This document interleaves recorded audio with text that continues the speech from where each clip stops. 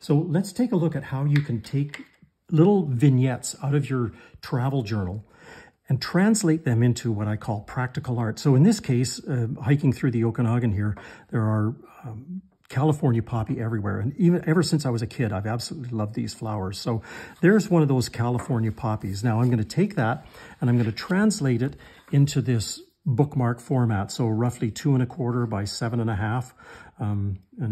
Maybe there's an official size of a bookmark. I don't really care.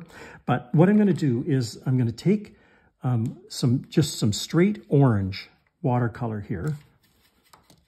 And I'm going to take this is a size 4 brush, and I'm going to just take it to the side and there's your California poppy. Maybe there's a blossom that's just kind of heading out this way. So there you've got your basic California poppy kind of format to this. Now I've got one here that I've let dry, and I'm going to take and I'm just going to add just a little stem to this.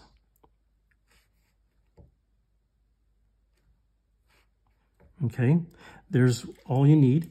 Now, to give it some outline, this is a straight HB pencil. I'm just going to, and don't be too structured and strict about this. You know, they've got this really beautiful kind of structure to them with an overlapping petal system in there, and the same with the new young blossoms like that. And you know, I would just leave it at that.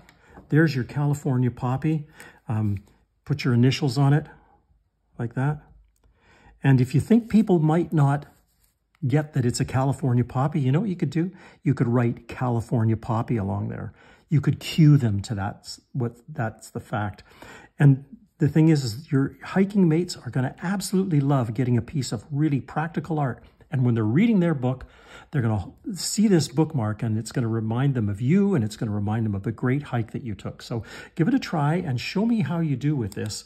I would love to hear back from you on practical applications for your travel journal. So watch for lots more with Travel Journal 101.